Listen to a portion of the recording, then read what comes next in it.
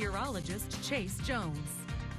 Well, a good example of how daytime heating and diurnal effects can kick off some of those atmospheric physics. Now, as nighttime rolled around, you see a lot of those cooling effects sort of enhance that surface trough that pushes through down the Edwards Plateau, and that kicks off some of that rain shower activity that we're seeing right now. But as those winds pick up from the west, again, the post-frontal activity, that's where we're starting to see them really pick up about 15 to 20 miles per hour. So Thursday looking pretty warm, but also pretty windy as well. Look at the temperatures over the last 24 hours. Watching that instability push in from the coastal region, staying in those lower 50s all day, warming up into those upper 50s. Then we've dropped down about 6 degrees, and we're going to make our way down into those lower 40s again, watching that cold air slide in from the Sierra Madres before we make a good run at those 60s. 53 in San Angelo. Everybody else in a combination of those mid to lower 50s, if not those upper 40s. Shades of blue sliding in from the northwest.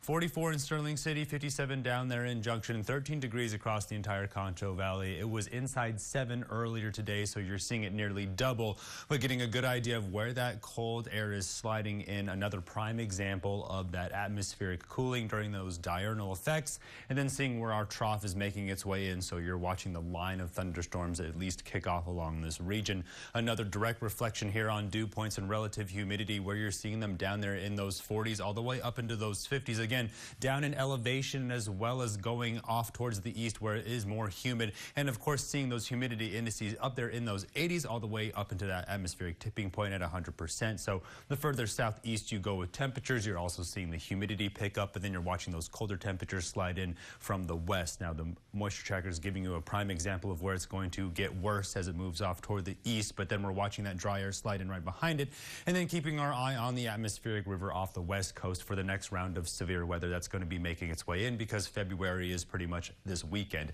The cutoff low making its way across the panhandle right now, then you can see that ridging. That's the one we have our eye on for the potential of warming into those mid 80s. And then right behind it, that cutoff low will drop us back down into those lower 70s, but I think we're going to level out there for about a week, if not making our way through the rest of February. There's our cutoff low. That's a good example of one if you're ever looking for what you want to identify for some of those characteristics.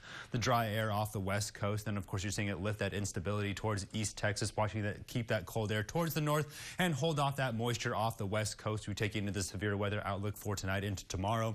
It is finally Texas and off towards the east coast, pushing up near areas near Kansas, and then we take you down to the surface, and you're starting to still push off that moisture towards the northeast and hold that cold air up towards the north, all the way down into the Concho Valley, because the radars are cranked on right now as we're tracking some of this cold air making its way in. You see it spotty through the rest of the night, but the Futurecast is going to show you where it will continue to move off more towards Eden and Brady Junction and be a little severe as we make our way into Thursday morning. If not by lunchtime, everything completely clears out of the way, and we're going to continue to push up into those 60s. Now, we talk about those winds will pick up somewhere around lunchtime into the evening, if not the early afternoon, somewhere around 25 miles per hour. So tie down any loose objects and in some of those outdoor cushions if you have any right now. So tonight, down a couple degrees down into those 40s, keeping our eye on those light rains. Then tomorrow, watching those winds really pick up for a clear start. Then it's going to be a pretty beautiful day, but pretty breezy as a result. By tomorrow, if not by Friday, we're making our way up into those 70s, and by the weekend, all the way up into those 80s. That's going to be the end of January and the beginning of February already, holding on to those 80s as we kick off that first week of February. But then in comes our cutoff low, drops us down into those 70s, while those overnight lows go all the way down from those 30s, pushing all the way up into those upper 50s. Stay tuned. More of the Rick watching KSAN News at 10.